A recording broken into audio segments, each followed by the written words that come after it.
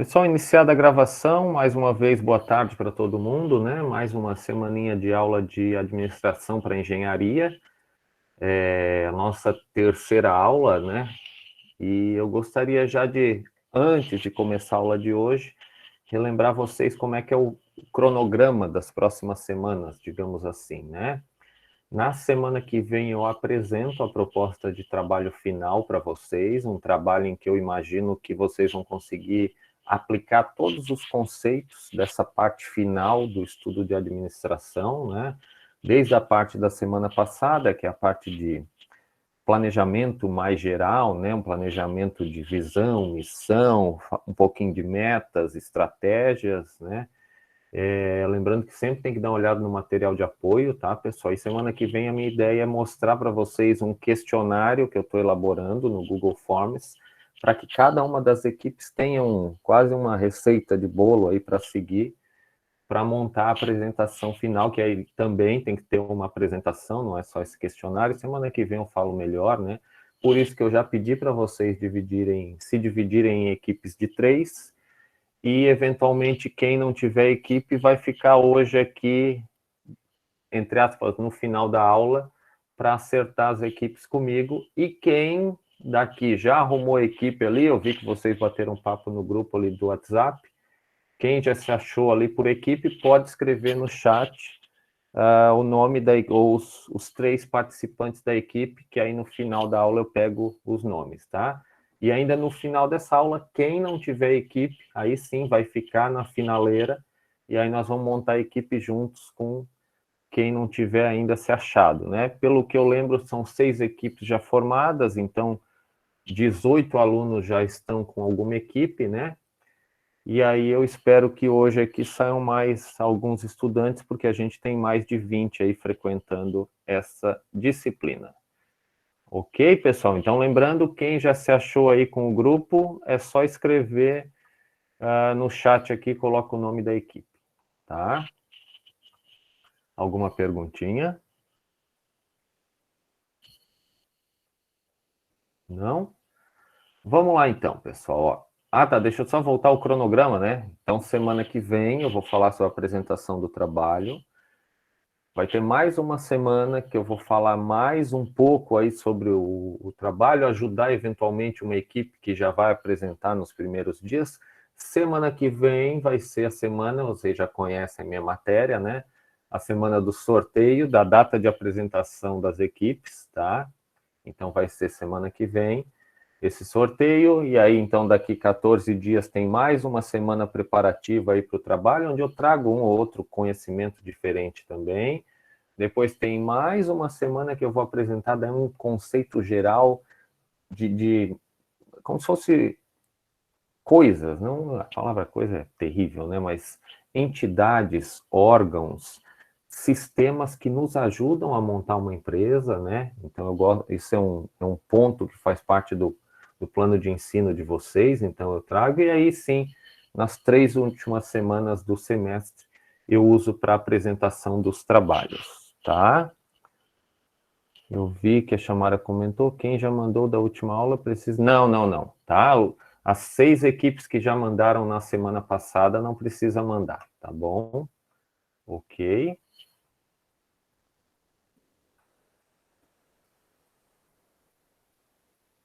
A Simone está mandando ali, legal, isso aí, gente. Pessoal, deixa eu mostrar lá no Cigar, né, já que eu assumi essa disciplina da professora Silvana, eu gosto de mostrar para vocês onde é que a gente está, né?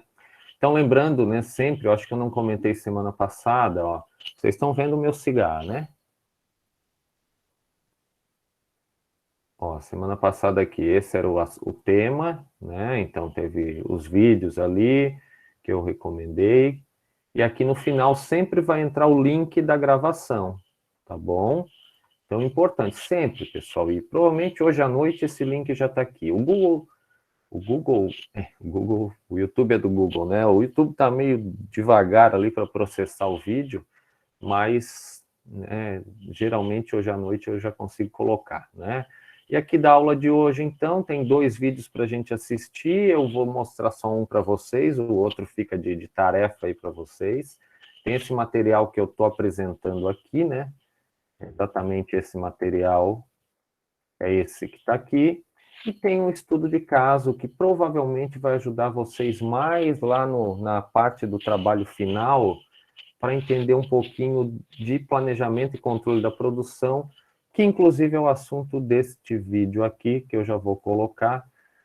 E aí, claro, durante a aula eu vou falar um pouquinho de planejamento no geral, e aí vamos entrar no planejamento da produção em si, tá? Para não quebrar a minha apresentação, eu vou colocar esse vídeo primeiro e depois eu faço quase que uma introdução a isso, mas só para uma explicação maior, né? Então, administrar envolve, claro, a administração de várias áreas da empresa, mas na parte de produção, na hora de fabricar as coisas, a gente chama isso de planejamento e controle da produção. Nada mais é que a administração da produção mesmo. O que fabrica, quantidade que tem que fazer, faz para estoque, não faz para estoque, isso tudo a gente chama de PCP. E esse vídeo vai mostrar isso, tá? Deixa eu fazer aquele esquema aqui de apresentar só uma guia. Eu espero que vocês estejam vendo já essa guia. Estão conseguindo ver, pessoal? Sim, professor. Sim. Obrigado, tá? Então lá vai, ó. Ó o vídeo aí. O Sistema de Planejamento e Controle da Produção, ou PCP tão somente, objetiva planejar e controlar o processo de fabricação de mercadorias e a utilização dos recursos necessários para a sua produção. Desempenhar essa tarefa com precisão requer do PCP uma forte integração com os sistemas de engenharia, compras e estoques. Para entendermos melhor este processo, devemos antes compreender que o fluxo de mercadorias em uma indústria se dá através de um ciclo infinito de transformação de materiais em produtos prontos. Este ciclo é externamente alimentado de um lado pela entrada de mercadorias através do compras, e do outro pela demanda de entrega de mercadorias acabadas geradas pelas vendas. O ciclo se repete, portanto, indefinidamente enquanto estes processos de compras e vendas forem capazes de dar vazão à demanda interna e externa. Em uma empresa clássica, esse ciclo se inicia na previsão de vendas, que gera demanda para a produção. O planejamento de produção, então, consulta a engenharia de produtos, explode a demanda de matéria-prima em forma de solicitação ao compras e o processo em forma de um cronograma de trabalho para as linhas de produção. Enquanto compras encarrega-se de alimentar o estoque, a produção executa este cronograma e consome as mercadorias no processo de transformação até alimentar novamente o estoque, porém agora com produtos prontos. E por fim, o vendas dá saída à mercadoria produzida e gera novas demandas à produção através de outras previsões ou pedidos, reiniciando novamente todo o ciclo desde o início.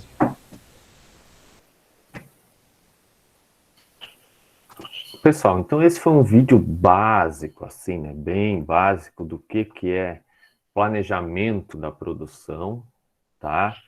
E a gente vai falar um pouquinho mais disso agora, as diferenças, os detalhes que existem, né? E um pouquinho também vai ficar, ou o aprofundamento dessa explicação fica nesse segundo vídeo aqui, já vou falar, já estou comentando dele para vocês. Aí sim, esse vídeo é uma aula mesmo, uma aula de um curso de pós-graduação EAD, né? Esse vídeo tem 30 minutos, que aí faz toda uma análise com exercício, com contas para fazer, né? Ah, um cliente pediu 10.000 peças, vamos lá, disso aqui, né? Um cliente quer comprar 10.000 desses grampos aqui, ó. Tá? Ok, ele quer 10.000. E aí como é que se faz, como é que se programa essa produção? Para fazer 10.000 desses caras, eu preciso de 20.000 dessas garrinhas aqui, né? Eu preciso 10.000 parafusos e 10.000 porcas, que estão aqui, ó, a porca e o parafuso, né? Eu preciso de 20.000 hastes dessas daqui, né? Porque são duas. O que é feito na empresa? Ah, eu tenho que mandar fabricar na empresa, injetar essas garrinhas e as duas hastes aqui. Porém, o parafuso e porca a gente não fabrica, então tem que mandar uma ordem pessoal de compras comprar esses parafusos.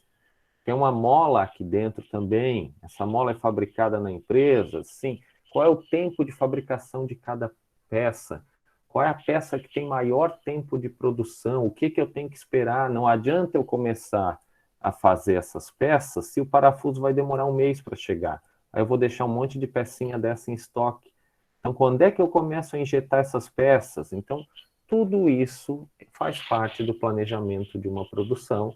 E claro que vocês já imaginam que isso tudo é feito hoje por software e sistemas, por aplicativos mais simples que vão existir, mas tem gente maluca ainda, entre aspas, que faz na mão, tá?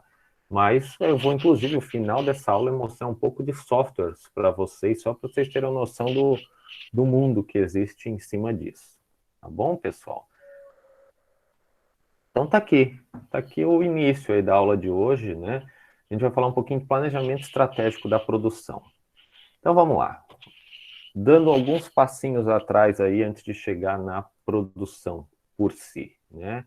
A gente diz que uma empresa, administrar uma empresa é administrar, claro, existe uma administração geral, essa aqui normalmente que bola visão, missão, aquilo que a gente falou na semana passada, os valores da empresa, essa administração geral.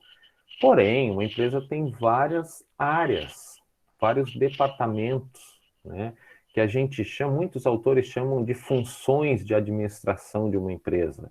E em cada um desses departamentos aqui, e cada uma dessas seções, digamos assim, desse departamento, também tem muita coisa para se administrar, pessoal. Imagina, tudo isso aqui tem pessoas envolvidas. Administrar pessoa é muito difícil. Pessoas, né?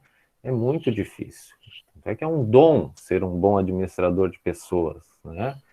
Ok? Só para vocês terem uma ideia no que a gente chama de função industrial de uma empresa, tem o departamento de produção, departamento de manutenção, engenharia, tá aqui, utilidades, aí cada empresa trata esse departamento de uma forma, eu não vou, né, não vamos ficar muito tempo aqui explicando como cada empresa se organiza, né, já que o foco hoje é a administração da produção em si, tá? Então, só para deixar claro tudo que envolve uma empresa.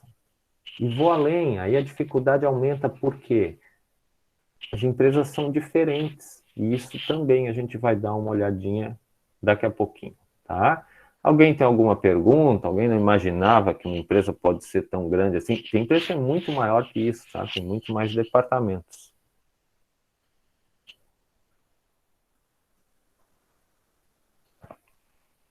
Eu vi ali que atualizaram os grupos, legal, pessoal. Isso mesmo, quem entrou depois e tem grupo, já coloca o nome do grupo aqui. Quem já mandou os 6 grupos da semana passada, tá tudo ok. Temos mais 2 grupos novos aqui, pelo jeito, tá? E aí vamos... E quem não ficou sem grupo ainda, no final da aula fala comigo para a gente tentar se ajeitar, tá bom? Deixa eu seguir. Então, o que é administrar produção, geralmente, pessoal? A gente diz que significa gerenciar processos, gerenciar todas as partes de uma organização também, né? A gente chama que de uma organização não, todas as operações dentro da organização, a gente chama de trabalho da administração da produção, né? A gente sempre pensa que tudo que tem como entrada de uma seção da produção, ela é como se fosse o meu fornecedor e a saída é o meu cliente. Por exemplo, nós somos do departamento que faz essa garrinha aqui. Só essa garrinha aqui, só essa pontinha, né? Quem é o nosso fornecedor? O pessoal que fornece o plástico, por exemplo, o tipo de polímero que eu vou usar nessa garrinha aqui. O nosso cliente é quem? O pessoal que vai montar isso aqui depois, que pode ser uma seção, pode ser que seja tudo no mesmo ponto, não interessa, né? Mas é o nosso cliente. Imagina a montagem de um carro que tem milhares de componentes. Imagina a dificuldade de organizar tudo isso, né? Existem consumidores e fornecedores internos, aí, como eu estava comentando, né? Cada quem fornece, quem manda o matéria-prima para a gente é o fornecedor e quem recebe o nosso produto é o cliente. E todas as ligações assim entre cada microoperação dessa, a gente diz que é um negócio dentro de uma organização. E essa aqui é uma linguagem meio de software também. O software trata como negociações. Todas essas relações entre alguém que pede, então o meu cliente pediu 2 garrinhas dessa para montar um sargento. O nome desse grampo aqui é sargento, tá, pessoal? Para montar um desse cara aqui. Se alguém comprou 10 mil, eu vou precisar fazer 20 mil garrinhas dessa, tá? Porém, o que eu falei para vocês antes, né? Aqui vem mais um comentário. Cada empresa tem que ter um cuidado e uma forma de administrar completamente diferente.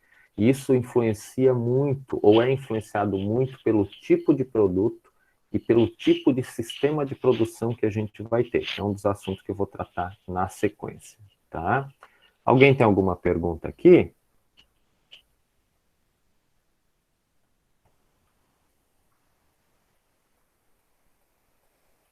Que eu vou mostrar para vocês agora, aqui ó, nada a ver muito com produção de produto, só para vocês entenderem como existem coisas diferentes dependendo no caso aqui, do serviço que a gente vai prestar, né?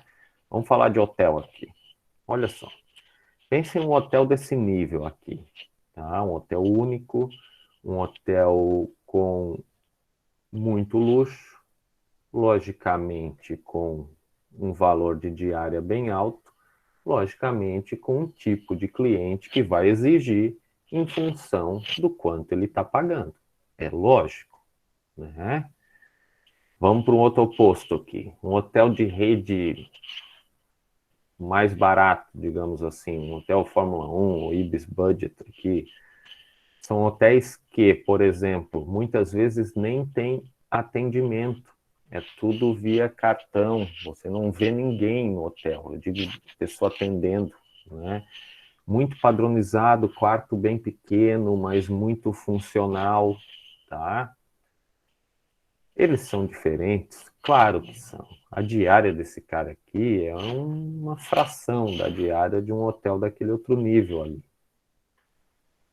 Falando em coisas básicas que podem acontecer com qualquer produto ou serviço. Vamos pensar no volume aqui, ó. Né? Volume. Quem atende mais gente? Normalmente, esses caras aqui, essas redes, esses hotéis assim, atendem muito mais pessoas. A rotatividade, inclusive, é muito maior. Normalmente, a pessoa vai ficar aqui uma noite, vai dormir, está na beira da estrada do hotel, já vai seguir. Enquanto aqui a pessoa vai ficar alguns dias, né? Um hotel de férias, é uma outra situação, né? Por isso que normalmente é um volume baixo aqui e aqui é um volume alto. Porém, em função do nível e do preço que foi pago pelo meu cliente, o nível de exigência que ele tem, a gente diz que a variedade aqui tem que ser muito alta. A quantidade de serviços, de como é que eu vou dizer? É certo, é serviço mesmo, de detalhes, de pedidos inusitados que existem no hotel desse aqui, é muito maior. Eu já vi alguns programas sobre esse hotel aqui, inclusive eles têm que manter vários chefes de vários lugares do mundo diferente para entender da comida que o hóspede pode pedir do nada, tá? Aqui não, aqui eu não preciso, é o padrãozão, segue o padrão. O volume é alto e a minha variedade é baixa, isso aqui é ótimo para administrar, né? A quantidade de diferentes itens que eu tenho que comprar é pequena e o volume é alto. Então, eu ganho economia de escala quando eu administro uma rede assim. Aqui é o contrário. Muitas vezes eu vou comprar um monte de matéria-prima, por exemplo, para a cozinha desse hotel, que ninguém vai pedir. Eu tenho que estar lá preparado, ou eu tenho que montar uma rede que me atenda instantaneamente, porque um cliente no meio da madrugada pode pedir alguma coisa maluca. Tá? Eu sei que, inclusive, esse hotel tem jornais do mundo inteiro que eles recebem, é uma coisa louca, tá? Variação de demanda aqui, aí é um detalhe importante, né? Baixa significa que tende a ser um hotel sempre cheio, porque atende um público que, né, sabe que está pagando pouco, e, claro, aí eles competem muito bem, né? Aqui a variação de demanda tende a ser alta, porém, um parênteses, para esse hotel assim que é tão famoso, tão icônico, dificilmente é um hotel que vai ficar vazio, tá?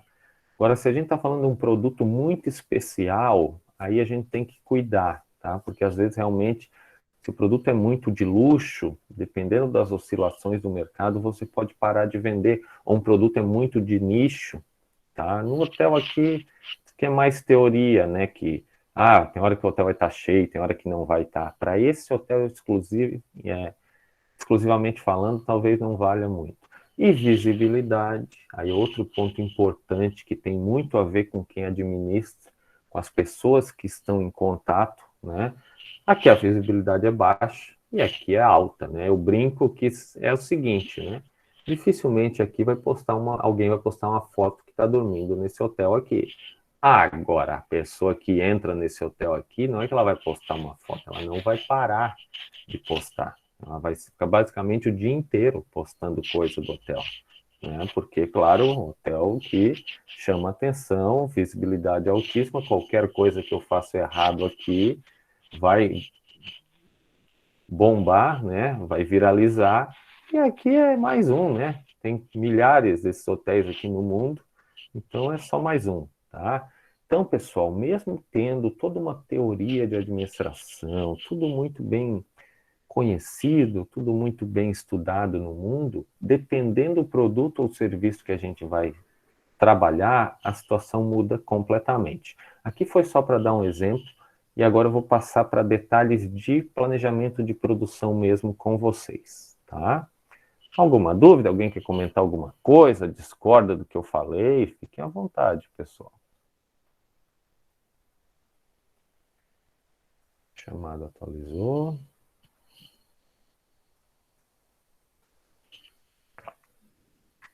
Vamos lá, ó. Como é que a gente chega a ter essa influência dessas variações de produto ou serviço na nossa produção?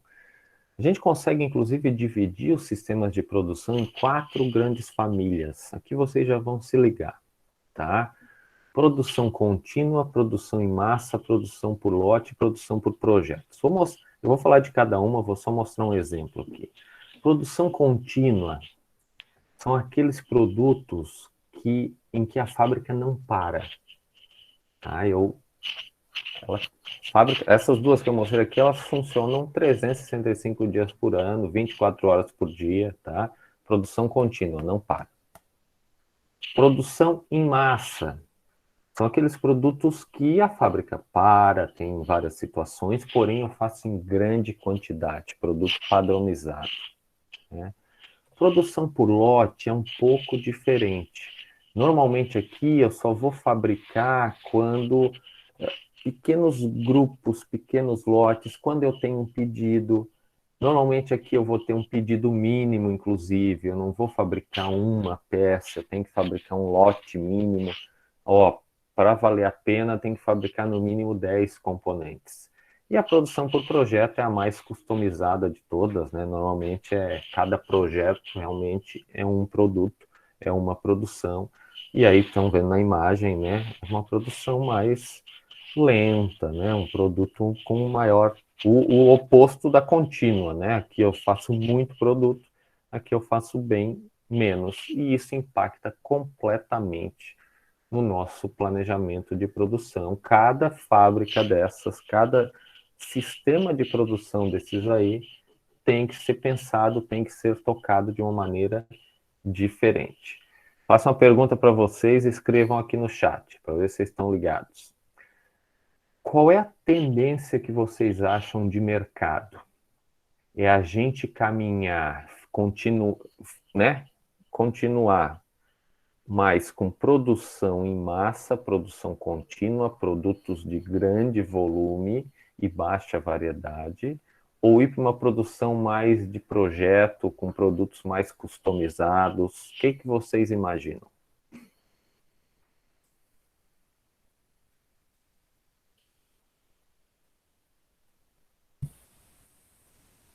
Da maneira que está Da maneira que está indo as coisas, eu acredito que vai ter bastante produção por projetos, por demanda. Tá, legal. A Chamara colocou em massa. Vamos lá, vamos pensando aí, pessoal. O que vocês acham? Vou ajudá-los um pouquinho, tá? Vamos pensar num certo produto em si. Vamos lá. Indústria de roupa, por exemplo, tá? Indústria de tênis, vamos lá. Tênis. Tende a gente ter mais diversificação nessa indústria, mais produtos novos saindo, ou tende a gente ficar com poucos produtos e eles vendendo muito, claro, que é mais barato, né? Quando eu produzo assim. O que vocês imaginam assim? É chutar mesmo, pessoal, não precisa ter medo de errar, né?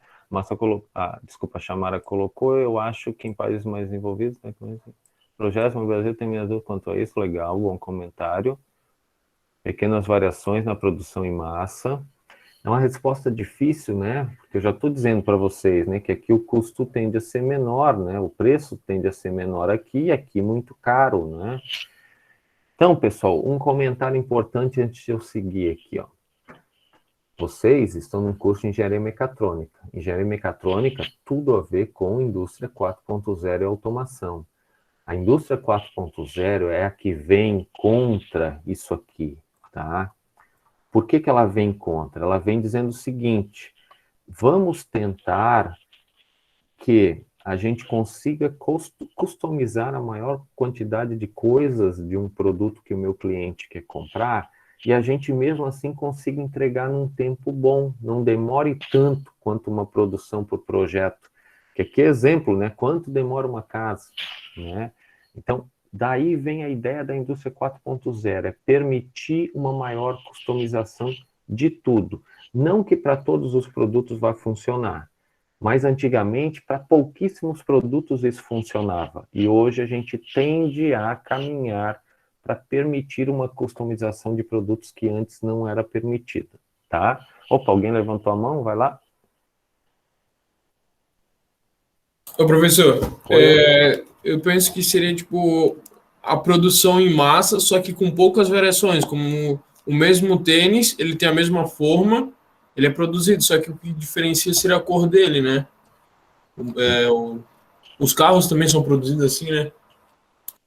Entendi, bom comentário. Isso é muito falado, por exemplo, na indústria de carro, que no fundo a gente acha que está customizando e não está, né? Porque no fundo o departamento de marketing já definiu que cores que vão ter no carro, né? Tu não consegue escolher qualquer uma, com exceção de marcas que já viram o mercado para isso, cobram muito bem por isso, geralmente carros bem mais caros, que aí há essa customização mais liberada, quase que na fábrica é feito o teu carro, né?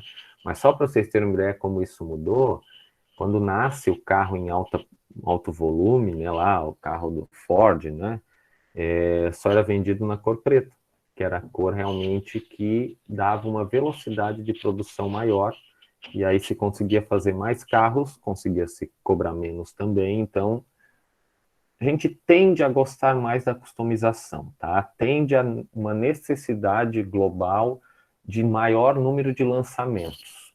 E quando tem maior número de lançamentos, a gente tende a cair mais para a produção em lote, digamos assim. Mas, gente, cada produto é uma história.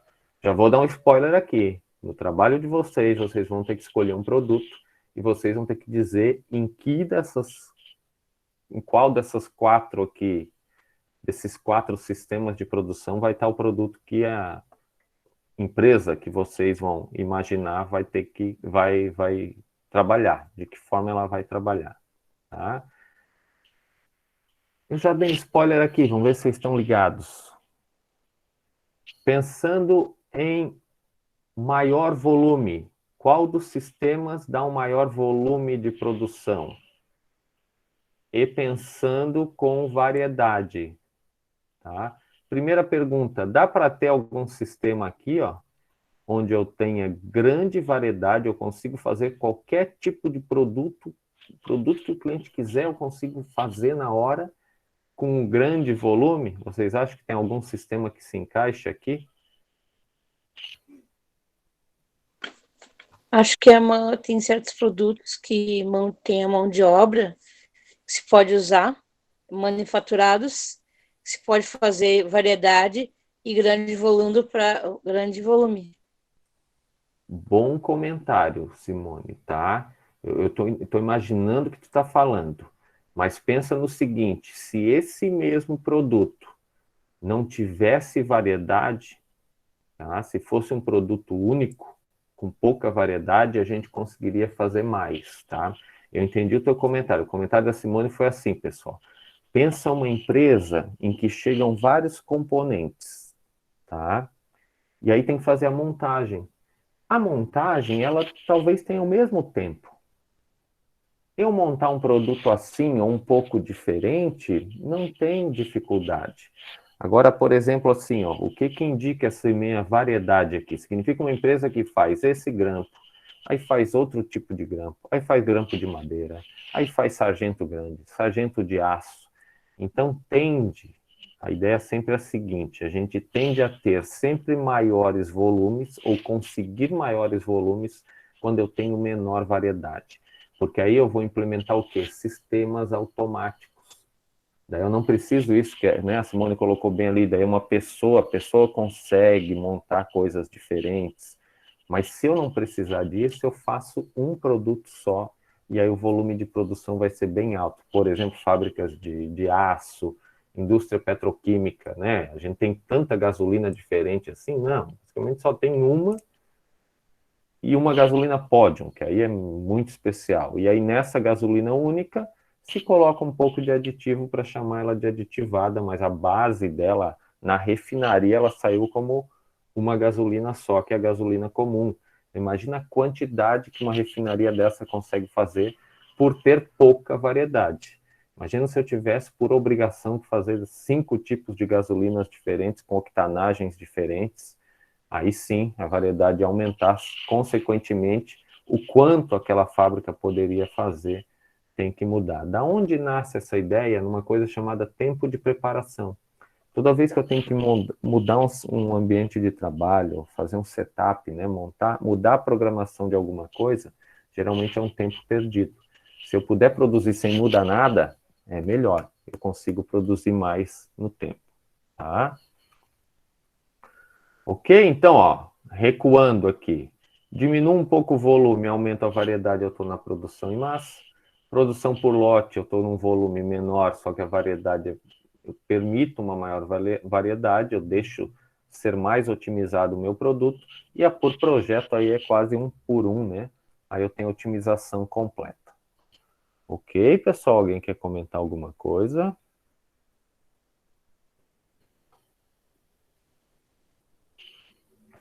Então, por isso, tá? Que basicamente a gente não consegue na prática, tá? Ter nenhuma situação assim de alta variedade e volumes otimizados, tá? Ah, professor, e aqui não tem também? Aqui é difícil falar, né? Porque eu posso ter pouca variedade e fabricar pouco, porque é uma pessoa só fabricando, mas isso não conta, não é um sistema de produção. Aí é um detalhezinho mais de administração, de gerência de produção em cima da quantidade de produto que está vendendo, né?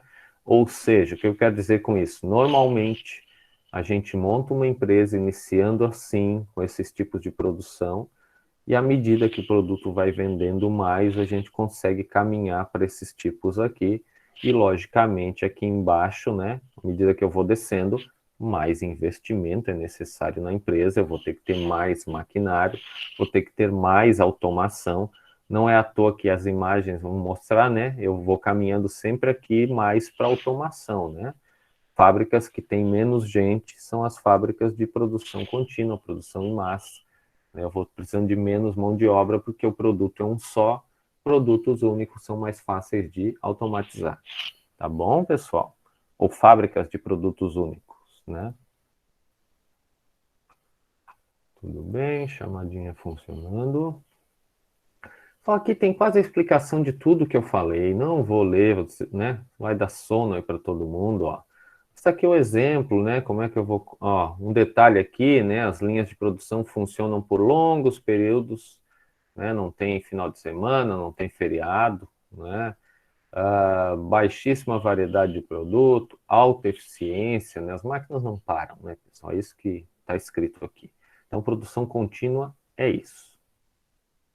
Produção em massa, tá aqui, já muda um pouquinho, né? Eu tenho produtos padronizados, então não tenho baixíssima variedade, eu tenho um pouco de variedade, né? Começa a ter um pouco mais de funcionários, mesmo assim eu tenho produtos de baixo preço, né? Tem uma grande proporção de máquina em relação ao número de funcionários, tem pouca opção de produto, e aqui os maiores exemplos, né? Indústria de carro, alimento enlatado, produto de limpeza, essas indústrias nossas de uso comum aí, tende a ir para essa variação, né? A grande mudança ao longo do tempo, e isso vem graças a algo que vocês vão estudar nesse curso ainda, que é o sistema Toyota de produção, que é um sistema que permitiu mais variedades na indústria automobilística, trouxe algumas dificuldades, alguns desafios, mas hoje é o que se quer, né, o que se fala. Ninguém quer só ter um carro de uma cor, né? Lógico, isso é o básico, mas tem um monte de customização que se consegue fazer também em carros, e isso tende a vender mais produtos. A grande dificuldade é administrar a produção em cima disso. Oi, deixa eu ver aqui, Chamara. Ah, tá, ele escreveu, pensei que tinha chamado. Faz parte do mapa conceitual nessa disciplina de administração mesmo. Não entendi, Chamara. Se puder falar, eu agradeço. Ah, do sistema Toyota? Que não estou entendendo. Se alguém puder ajudar ela, eu agradeço. Falando, né, para eu entender um pouco melhor. Professor, é que um dos mapas conceituais que a gente teve que entregar para a professora Silvana foi sobre o sistema Toyota de produção, é isso que a Chamara está querendo dizer. Ah, obrigado. Obrigado. Ah, entendi. Não, então legal. Então vocês já viram a diferença, né, e toda a revolução que esse sistema trouxe, né? Principalmente focado na indústria automobilística, mas as outras empresas, as outras áreas, tá? Obrigado, viu? E obrigado, Chamara, também. As outras indústrias também roubam um pouquinho disso, tá? Das ideias, né? Produção por lote. Aqui talvez esteja o maior número de empresas que a gente tem no mundo, assim, sabe? Tem muita variação, então a empresa começa a ter alguns produtos, não são empresas tão grandes. Vejam que até então, só estou falando aqui de indústria grande, empresa renomada, que tem que ter muito capital, tem que ter investimento, né? Grandes fabricantes têm esse poder, digamos assim, de colocar um produto no mercado e todo mundo comprar aquele produto, né? Produto de limpeza, quantos fabricantes tem? Pouquíssimos, né? Pouquíssimos. E aí a produção por lote é aquela em que eu vou fazer um pedido, ou às vezes não é o cliente que faz o pedido, é a loja que faz o pedido. Aí a loja vende para vários clientes, né? As linhas de produção mudam, as coisas não tem mais aquela produção contínua, linha de produção, como se fala, né? A gente começa a montar layout, células de produção, né? Muitas vezes eu tenho que fazer setup, né? Preparações para que a gente consiga fabricar, né? É um sistema mais flexível, começa a ter opção de variações de volume, e requer, claro, um planejamento de produção mais complexo. Aqui que os softwares entram com muita vantagem, tá? Talvez na primeiro modelo de produção contínua, a parte de software ali seja menos importante, assim. Aqui já é inevitável, tá? Manufatura de máquina ferramenta, como exemplo, né? Produção de motor elétrico industrial, componentes para automóveis. Por que eu falo componentes aqui? Porque normalmente a empresa que faz o componente, ela não faz para uma fábrica de carro só. Ela vai fazer para várias. E aí ela tem que se adaptar, porque uma hora, sei lá, a Volkswagen pede 1.000 eixos, na outra hora é a Toyota que pediu 500, a Fiat pede 3.000, e são peças diferentes, né? Então, por isso que aqui aqui tem mais essa cara de produção em lote. Lá não. Lá na massa, a Fiat vai fazer o carro dela e não vai ter tantas variações assim de carros, tá? Ok, pessoal? Produção por lote, talvez aqui seja a maior revolução que vocês vão fazer parte. A indústria 4.0 vem para permitir que esse tipo de produção aqui tenha uma maior flexibilidade. Esse é o grande segredo. A otimização necessária para alguns produtos, ela só é possível com a automação caindo para valer em cima desse tipo de produção aqui, de produção por lote. Esse é o segredo, tá? Esse é o grande... Talvez a maior parte dos estudos de indústria 4.0 caem nesse tipo de situação aqui. Ok? Alguém quer perguntar alguma coisa?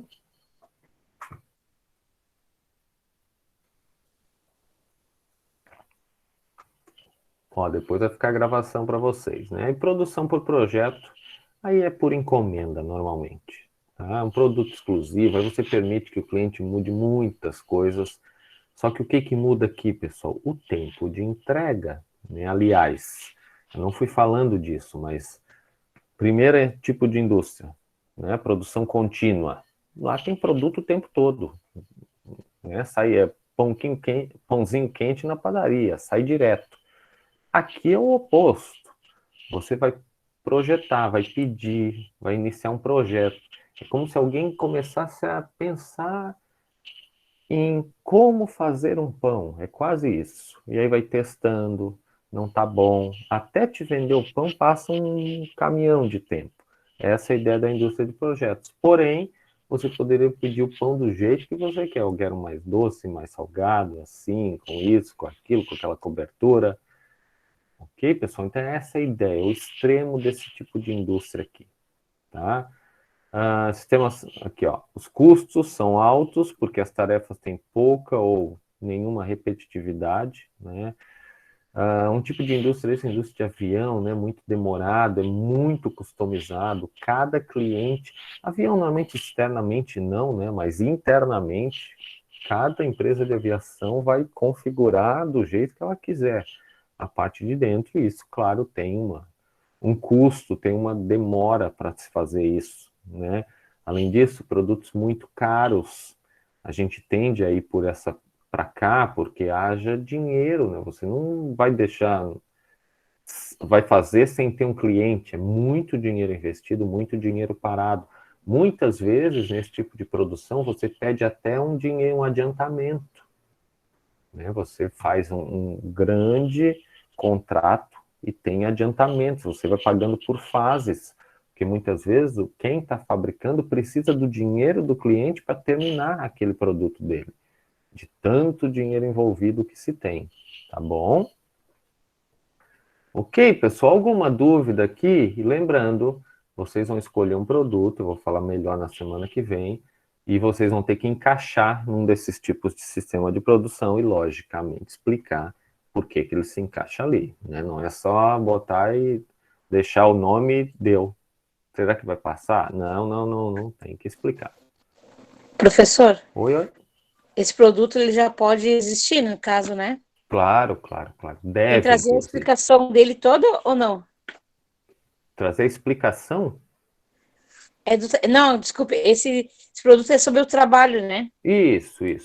Tá. Tá? O trabalho, vocês devem achar um produto que já existe, tá? E aí talvez explicar só o que vocês fariam de diferente naquele produto, alguma coisa assim, tá?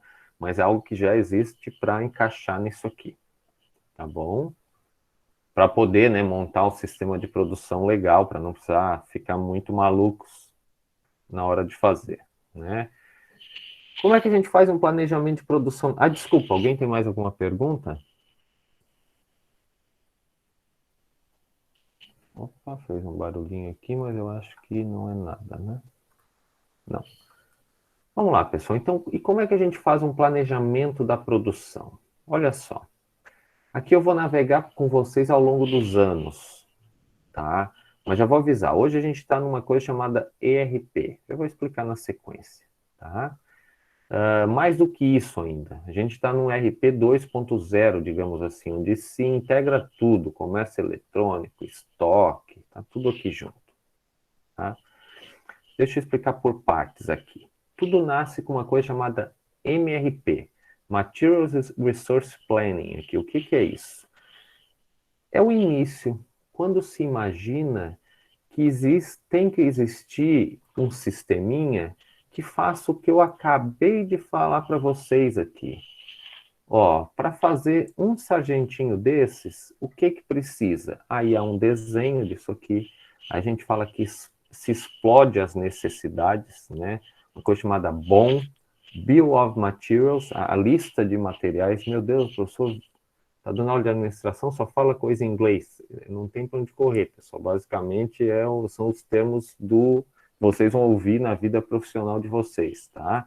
A lista de materiais, então, significa que se alguém comprar um desses, para fazer um desses, tem que ter 2 garras, 2 hastes, um parafuso, uma porca e uma mola, tá?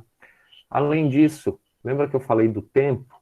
Ó, vai demorar muito para chegar o parafuso, então não adianta fazer essa parte aqui, fazer o prendedor aqui dele, né, a garrinha dele aqui. A haste demora um pouco mais, dá para começar a fazer um pouco antes. Então, o MRP1 cuida disso.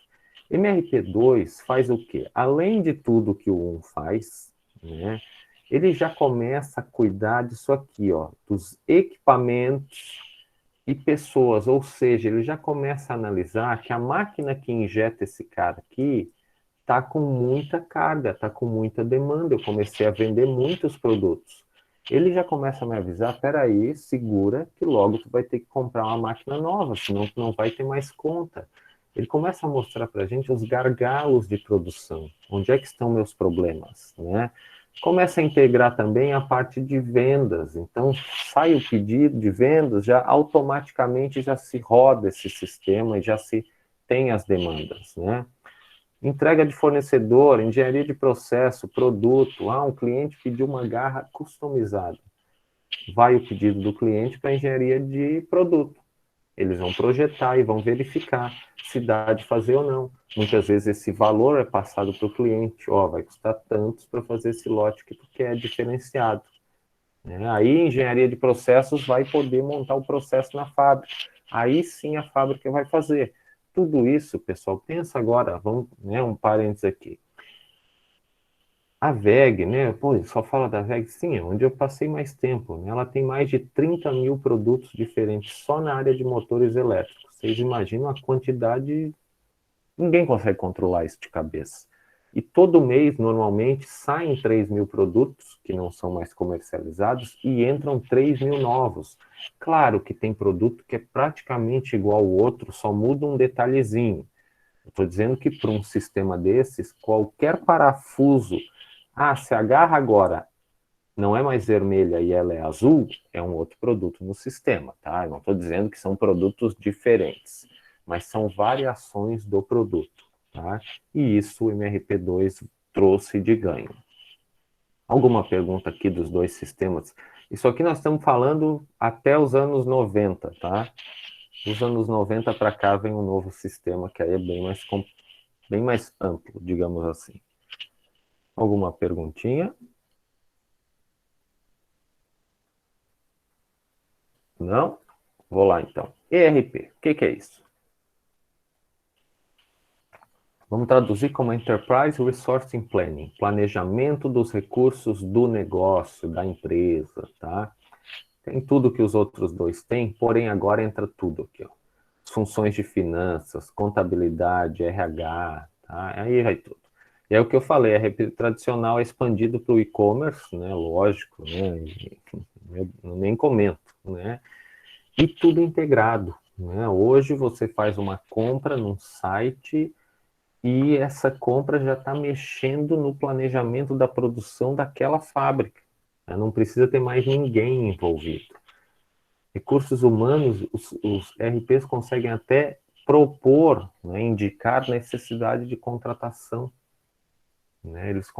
Se consegue, por exemplo, na parte de administração de manutenção, criar todo um histórico, todo até um histórico de comportamento de alguns componentes. Por exemplo, eu compro parafuso de tal fornecedor.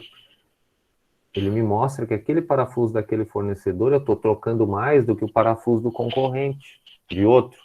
Olha só, melhor comprar desse outro aqui, que ele estraga menos. Então, basicamente, pessoal, o que o ERP faz é trazer na mão de quem administra um espelho do que está acontecendo. Assim, chegamos ao ápice das informações, né? Então, a gente não precisa mais, por anos, né, as empresas passaram na história de administração, né, a necessidade de alguém de apontamento, de verificação. Vocês já devem ter visto imagens de fábricas antigamente, de alguém do lado, verificando, escrevendo.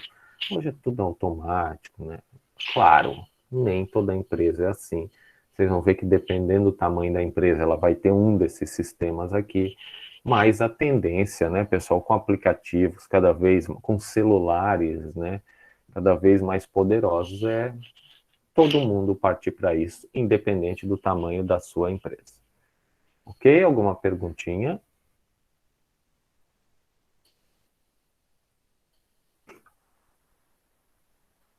Não? Tudo bem? Pergunto eu para vocês. Vocês conhecem algum sistema ERP por nome? Pode colocar no chat aí, se alguém já ouviu falar de um software desses. Vou mostrar alguns aí na sequência. Não vale colar, né? Vai na cabeça aí, se tem alguma noção, alguma ideia.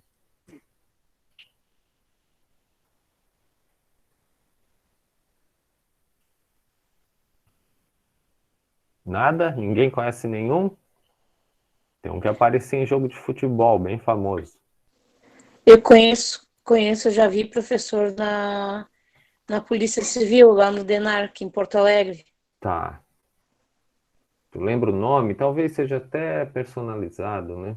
Não lembro, mas eu lembro que eu Tá. vi que tinha essa funcionalidade, ó. Tá. Vamos lá, então. Vou mostrar aqui para vocês, ó. Colocou aqui. A gente usa o Wacom, é isso? Usa tanto para planejamento de recursos quanto para controle de produção. Legal, legal. Wacom, esse eu não conheço. Depois vou dar uma pesquisada. Eu trouxe aqui para vocês alguns nomes, tá, pessoal? Alguém já conheceu algum desses nomes aqui? Tá aqui a empresa brasileira, tá? Inclusive, eu acho que ela tem uma sede ali em Joinville bem grande, porque ela comprou uma empresa de Joinville. A TOTUS, né? Ah, é da TOTUS, ele, Luziane. É isso? Não, mas eu já trabalhei em um lugar que usava esse também. Entendi. Tá. O mais famoso está aqui, ó. Esse aqui patrocina jogos da Champions League, Fórmula 1, tá? Oracle, não fica Microsoft, né? São nomes conhecidos. O Infor e o Sage aqui nunca vi detalhe, mas vem dominando, né? Mas são softwares gigantescos, tá, pessoal? Inclusive, o SAP é muito clássico. Agora é importante, ó. Quem tá meio sonolento, dá uma acordada, que agora vai servir para a vida de vocês. Isso aqui é um comentário importante. A história desse software aqui é bem interessante. Olha só. Os 5 fundadores da SAP, do SAP aqui, eles são ex-funcionários da IBM. O que aconteceu? Isso acontece na indústria também. Pensa, você monta uma empresa de software. Normalmente, a empresa vai no cliente e otimiza tudo para aquele cliente. Aí o cliente gosta, faz elogio. Aí você vai no outro cliente, você adequa o seu software ao outro cliente. Ou aquele cliente gosta. Aí começa a dar problema nos softwares. Ninguém mais... Quase como vocês falaram... Ah, não, desculpa. Foi a turma de engenharia e sustentabilidade que falou para mim.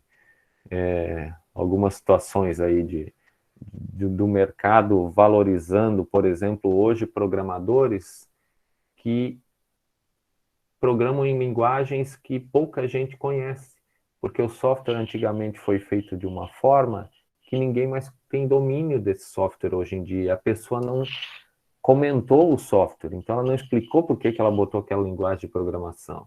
Então, tu imagina esse mundo com cada empresa que a sua empresa atende, você modifica o seu software para isso. Reza a lenda que esses 5 da IBM, putos da vida, porque a IBM otimizava o software dela de MRP para qualquer fornecedor, qualquer cliente, desculpa. Eles, não, isso não vai funcionar. Para ser um sistema robusto, ele tem que ser único. E quem compra ele, que se adeque ao meu sistema. Olha, precisa de um nível de confiança no produto grande, né? Estilo Windows, assim, né? Que é desse jeito e é esse. Tá? E não é que funcionou? Claro que a SAP foi criada lá nos anos 70, né, pessoal? 70. Mal tinha computador ainda direito, né? E ela nasce assim.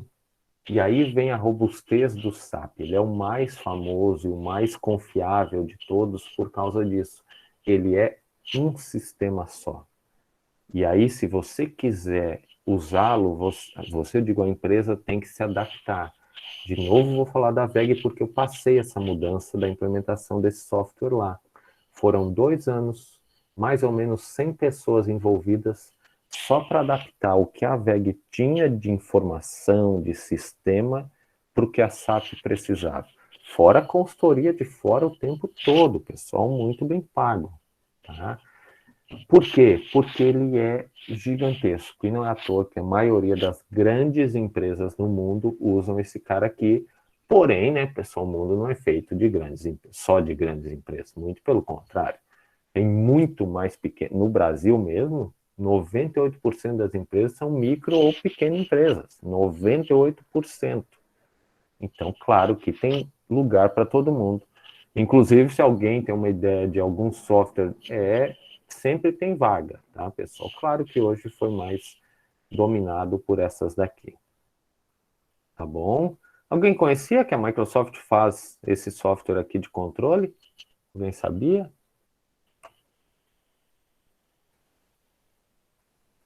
Alguém já tinha visto isso? Para quem assiste NFL, futebol americano, aparece lá, tá? Podem dar uma olhadinha. O tablet que o pessoal usa quando vai para o banco, tem o Microsoft Dynamics. Ali tem carro de Fórmula 1 que tem essa propaganda também, tá? Mas, claro, não é para pessoa física, né? É para empresa. E, logicamente, né, é o que funciona melhor com Windows. Não que os outros não funcionem, né? Mas tem essas facilidades de operação. Eu já tive contato, né? Ele lembra o ambiente Windows. Para quem já teve contato no SAP, o SAP não lembra nada. Ele é completamente difícil de usar, ele não é amigável, ele é complexo de usar, porém é um monstro, é um tanque de guerra, não dá problema nunca. Só que tem uma interface e uma lógica de trabalho muito difícil. Claro, né, pessoal? Depois de um mês trabalhando o dia inteiro nisso, todo mundo aprende, né? Mas que ele não é intuitivo, não é. Só que, por outro lado, é disparado mais robusto e que consegue atender empresas gigantescas aí de mais de 20 mil funcionários, etc. Tá? Ok?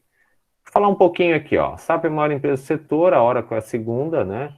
Porém, mais de 70% do mercado mundial é operado por pequenas empresas, que eu nem listei aqui, tá? Empresas que fazem por aplicativo, etc., né? A TOTS é a líder no mercado nacional, ela foi comprando várias empresas dessa, a DataSul era uma grande aqui de Joinville, e ela foi comprando vários, e aí, claro, ela fica bem grande, né?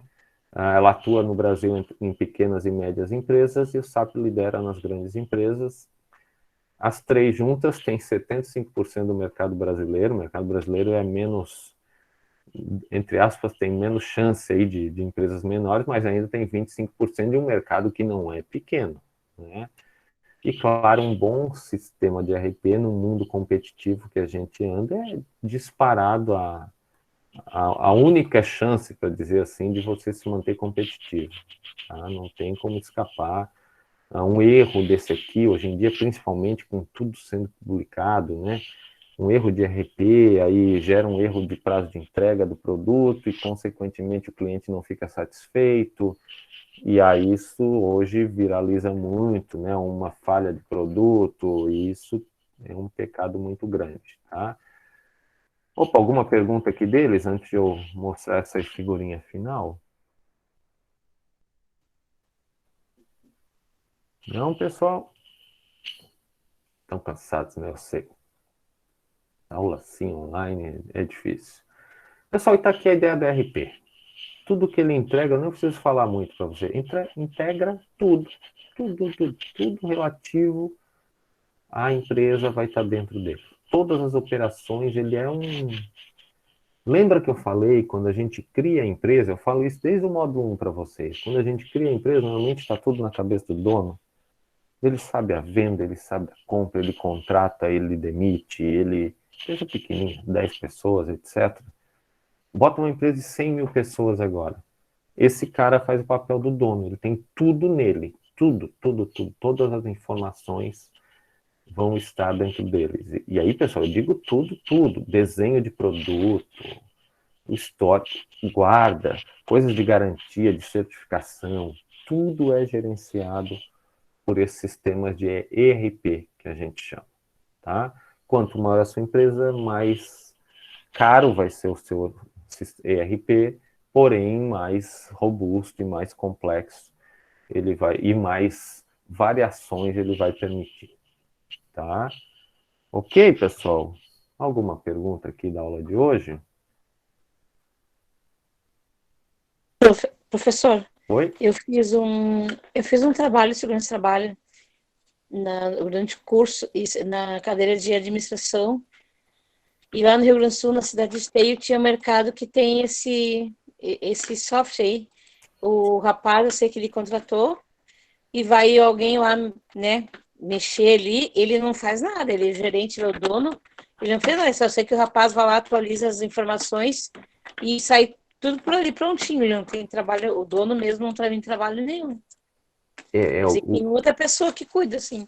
Isso, o que se diz é que a pessoa fica só realmente gerenciando, né? A pessoa não faz mais Exatamente. operações manuais, né? Ela fica aqui, ó, pensando no futuro, que é o que um dono deveria passar a maior parte do tempo fazendo, né?